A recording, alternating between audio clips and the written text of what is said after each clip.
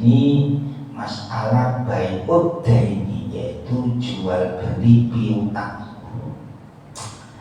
Dicontohkan di sini, si A berhutang pada B.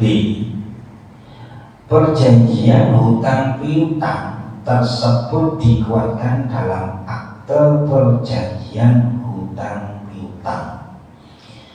Karena mendesaknya kebutuhan, sebelum jatuh tempo oleh B, akte perjanjian hutang piutang itu dijual kepada C.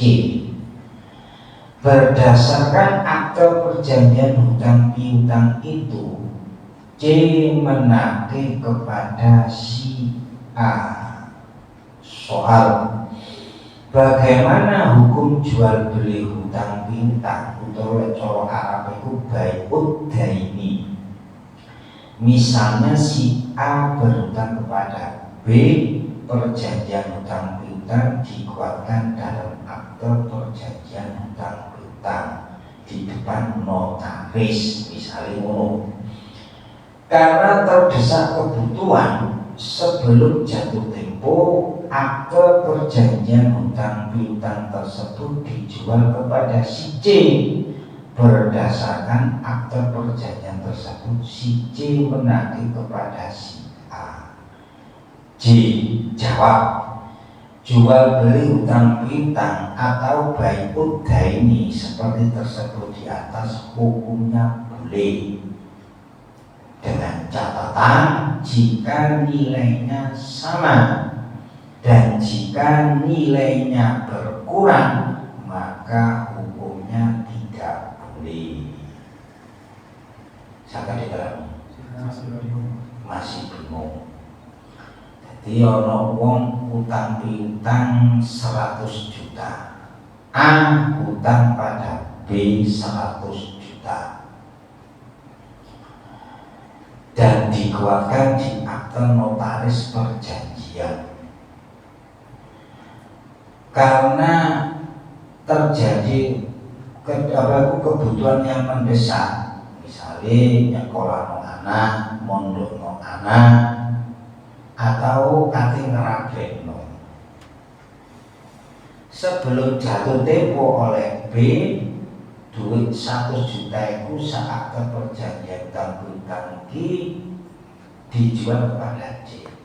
Wis ngomong sama C, duit iki hutang piutangku sing diono ke akte notaris, dan kita juga ke akte notaris.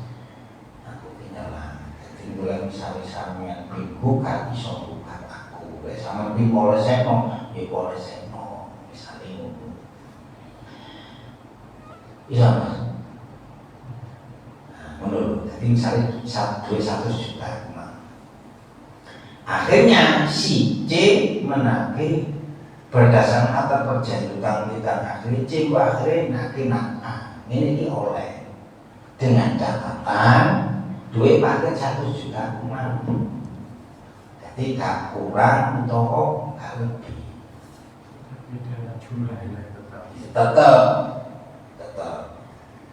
Ini misalnya aplikan koyo seperti itu.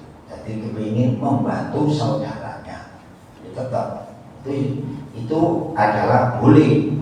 Sehingga oleh kumang jika nilainya tidak sama atau bahkan berkurang, nah ini jenis hukumnya tidak boleh. Cuma ini, terus misalnya ini dalam janji itu, karena sudah dipercaya ini sama aku tak kei hadiah. Boleh semakin mateni anakku tak kei hadiah. Cuma kan yang disebutkan dalam janji tersebut monggo kapopo. Akhirnya kan si C ini kan tertarik. Ya wis, sing sama dhewe yo kok akrabku misalnya. Jadi sing yang seperti ini boleh seperti itu. Dasar hukumnya apa? Satu di kitab Iqna juz 2 halaman 8. Jadi Iqna itu kitab sing mazhab Imam Syafi'i, yang mana kitab Iqna ini kalau anak-anak Indonesia mau belajar di Al-Azhar, Uni Al-Azhar Kairo Mesir, ini harus khatam kitab Al-Iqna, ini ronjus. Jadi seperti itu. Jadi tes-tesannya itu kitab Al-Iqna. Di samping apa ronjus, maksudnya ronjus hafal Quran. Kok rekomendasi ini dilakukan oleh kedutaan masyarakat Mesir di Indonesia. Nah, itu baru. Terus kita segini, hari ini berhasil di kedutaan Mesir, baru Isona Kairo. Untuk yang apa? Untuk yang A itu sama si C kan nggak kenal. Apa saringan ada tahu? Ya enggak, masih enggak kenal Pak Koko. Yang penting memang terpercaya, wong bisa dipercaya.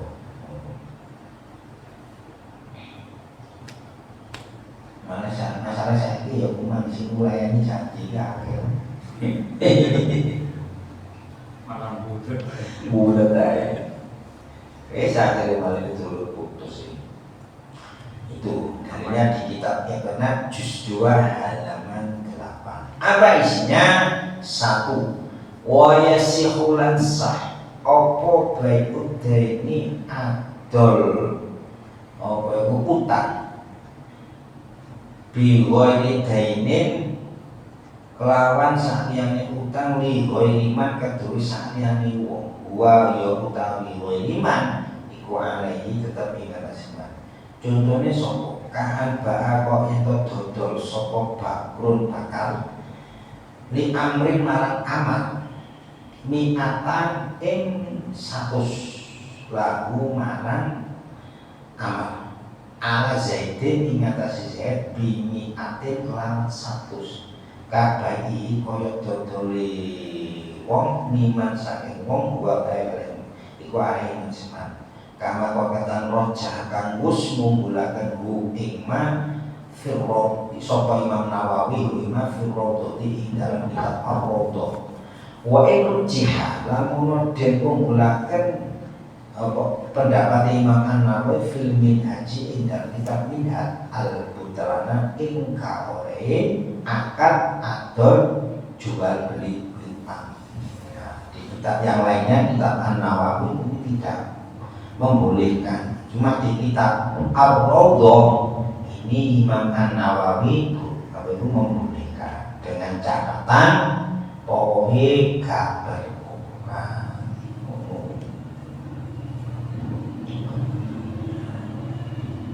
Artinya ini sah menjual hutang dengan selain hutang kepada orang lain yang tidak punya kewajiban atasnya, seperti bahkan menjual kepada Umar hutang senilai 100 yang menjadi kewajiban Zaid dengan nilai 100 pula. Pendapat ini diunggulkan atau dibolehkan dalam kitab Ar-Rawdah. Berbeda dengan dalam Al-Minhaj ini tidak mengesahkan. Itu cara artinya itu koyo ngono. Ada sing ngomong cara Jawa niku.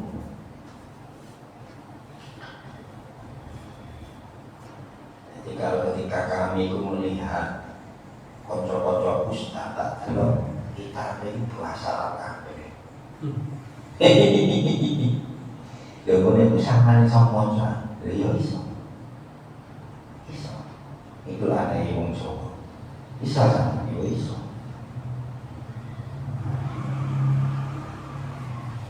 Jadi gak iso ngomong bahasa Arab, cuma lek ngomong maca kitab iso. Dan cocok. Itu keistimewaan wong Jawa.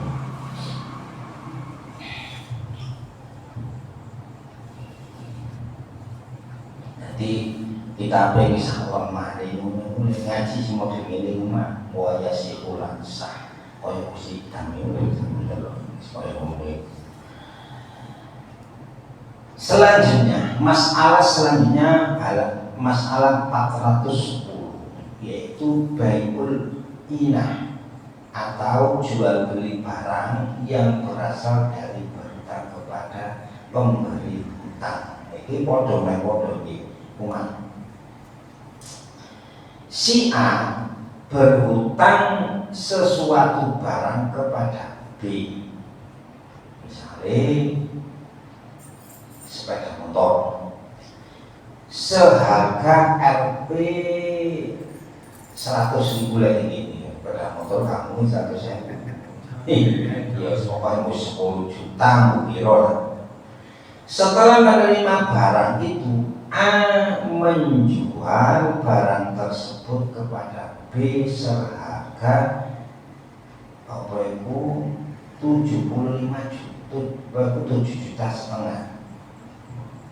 Jadi utang barang misalnya sepeda motor seharga 10 juta, karena kepepet kebutuhan si A akhirnya menjual sepeda motor tersebut kepada B seharga Rp 75 juta. Maksudnya itu dibalik meneh. Jadi A hutang barang. Misalnya hutang barang itu cari sepeda motor kepada B. Bisa hutang di sini. Ini kalau sepeda motor ini, aku tak kali ngojek, kita kali ngetrol anak bojoku, wis pokoknya kayak dan lain-lain. Karena suatu hal kepepet, akhirnya bisa balik wis. Lah ya apa? Tibano, ono sing luwih butuh, aku mari ini mantu. Otomatis iki yo akeh kebutuhan, misalnya, yes, tak balik sampean rego 7,5 juta. Apa hukumnya? Bagaimana hukumnya tersebut? Bagaimana menjual barang yang berasal dari berhutang kepada yang memberinya hutang atau baikul ina? Jawab, Imam Asy-Syafi'i dan ulama mazhab berpendapat bahwa hukum baikul ina hukumnya sah. Jadi oleh dibalik mengenai dengan hukuman. Padahal belum kaya ini. Jadi kok yo di suatu saat setelah mantenan atau setelah kebutuhannya selesai, yo si B, yo itu si A itu wajib balik duit 2 juta, 2,5 juta. Imam Asy-Syafi'i dan ulama mazhab berpendapat bahwa hukum baikul inah itu hukumnya sah, namun makruh tanzih. Makruh tanzih itu mendekati keharaman. Jadi hukum makruh. Sedangkan Imam Abu Hanifah, Imam Malik dan Imam Ahmad bin Hanbal ini tidak memperbolehkan. Jadi Imam Salasa atau Imam Hanafi, Imam Maliki dan Imam Hambali ini hukumnya tidak boleh. Dasarnya apa? Di kitab Al-Mizanul Kubra juz 2 halaman 70. Mizanul Kubra itu kitab fikih berbagai macam mazhab, 4 mazhab. Jadi kantor saya itu punya apa itu jenenge Risalatul Ummah. Risalatul Ummah itu yang kita perbandingan mazhab, 4 mazhab, cuma tipis. Sini Mizanul Kubra kuat. Yaitu wa min zalika lan saking mengkono-mengkono mafhum qaul Syafi'i utawi pendapat Imam Asy-Syafi'i bijawazi bagil inati kelawan wenange dodol inah. Koman keterangan ini ma'al karohati serta ini dukumi makhluk ilah kola sampai ma'a koli Abu Hanifah serta ini pendapat Imam Abu Hanifah wa Malikin wa Ahmad bi adami jawazi dalika kelawan ora olehe yaitu akat-akatan baikul inah.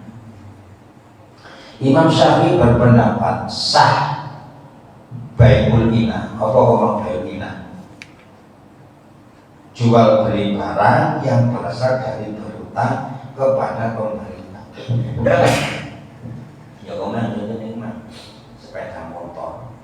A butuh sepeda motor kali mobilitas ekonominya karena kepepet kita masuk tangan B ini dibalik meneh wis aku berhubung Tuhan kemarin ini mau dimantu wis sepeda motor iki tak balekno.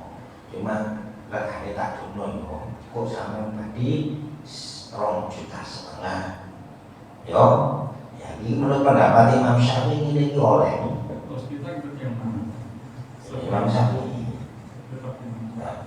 Kalau dengan misalnya dengan sistem tukar tambang, termasuk ini juga. Iya, kamu katakanlah kamu.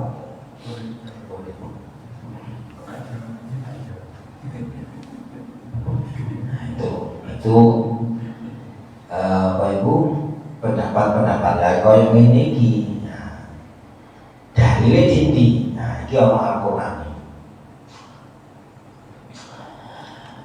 Akhrajahu syaitan sapa Abu Dawud Imam Abu Dawud an Abi Hurairah saking sahabat Abu Hurairah radhiyallahu anhu anna Rasulullah sallallahu alaihi wasallam saat temani Kanjeng Nabi Muhammad sallallahu alaihi wasallam ora usdahu sapa Kanjeng Nabi ida tabayatum tekalani sira kabeh nglakoni atur tinuku bil aina kelawan aina wa akhadtum lan ngalap sira kabeh adna bal baqori ing buntute sapi wa raditum lan itu sapa bisa kelawan apa itu berujul wa taraktum lan ninggal sira kabeh al jihad sallallahu mongko Allah taala menimpakan kehinaan sapa Allah insyaallah alaikum ing atase Allah dulan ing ino tenanan hatta tarji'in kembali sira ila dinikum marang agama sira kabeh.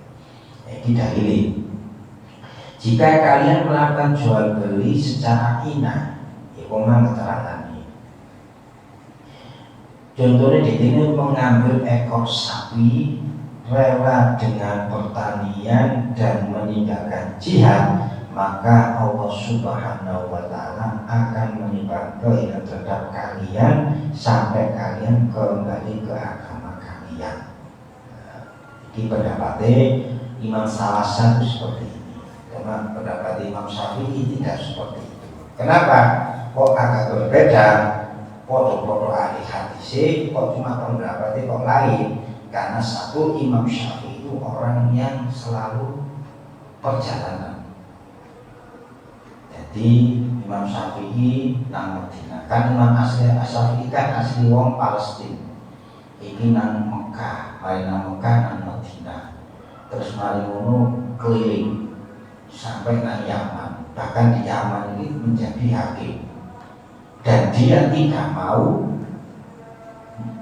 pokoknya gaji ini dia ini dikelompok.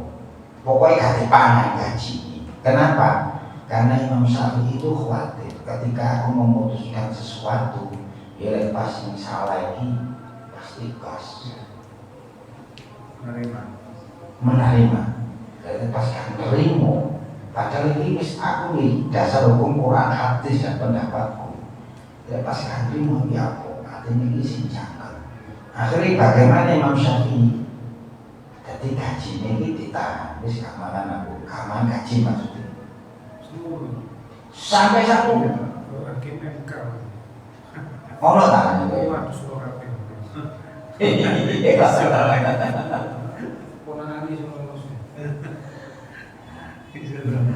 akhirnya bagaimana? Jadi uang gaji ini dikek-kek nang orang fakir miskin. Jadi misalkan nanti dia bilang kiamat ada yang menuntut kami karena kami sebagai hakim ini tuntutan ngomong semua itu tuntutan sebabnya gajiku tak kayak kabeh nak ngomong ini sampai sekolah muni Imam Syafi'i. Jadi perjalanan dia itu pokoknya nang luar negeri dan selalu dari akhirnya dia gaya fatwa ya kuman berdasarkan pengalaman. Jadi orang sekedar hadis ini toh pengalaman di kakor ini disimpulkan. Itu jadi Imam Syafi'i. Nah, cuma kalau di Indonesia bab masalah perkawinan ini banyak mengadopsi mazhab Imam Hanafi, proto anu Rodo bebas. Imam Hanafi. Jadi makanya hukum kompilasi perkawinan di Indonesia ini kebanyakan ini dari yang kebanyakan pendapat Imam Hanafi. Jadi pendapat Imam Hanafi ya tetap jadi bojomu walaupun kamu itu menalak sampai 3 kali. Yang namanya menalak itu harus di hakim di pengadilan. Bojoku tak kalah, iki wis jenenge nalak. Lalu tandino kowe iku nalak wis kon tak pegat kon gak nurut sampe aku jalan duwe ae jalemu.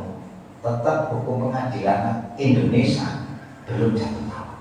Padahal kalau kita pengertian kita selama ini yang mau talak itu jatuh talak. Cuma ya memang kompilasi hukum Islam yang jenenge talak iki lek kowe mesti pengadilan gugat bojo wedok utawa bojo lanang iki jatuh satu. Nah, seperti itu. Ini tuh fatwa Imam Hanafi. Kenapa wong iki kapan-kapan ya rumah mekat rumah. Sebab kenapa? Indonesia itu termasuk besar tingkat perceraian. Satu di antaranya itu mang wong wedok iki gak sabar. Jadi kemarin ketika kami baca koran setelah lebaran ono wong sekitar 200 di pengadilan agama itu daftar pegat nang bojone wong wedok-wedok iki. Bulu. Iya bulu. Jare ini si mana kak belanja nih, soto, roto kau ngono, ya kuman gak sabar mulai, gak sabar urip, kuman dengan keadaan sekarang.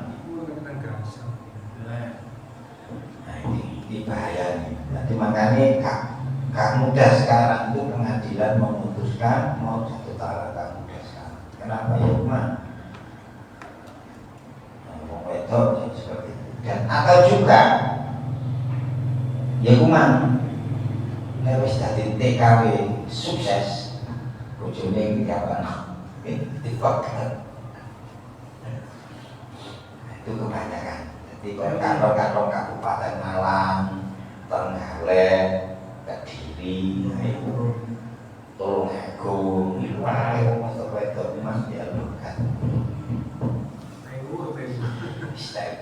Makanya ya iso wis karo sama uang yang kuman akhirnya tadi ini itu aja mudah-mudahan yang saya sampaikan ada guna dan manfaatnya dan bisa kita amalkan. Amin ya rabbal alamin. Bismillahirrahmanirrahim. Alhamdulillahirrahmanirrahim. Wa sallallahu Muhammad.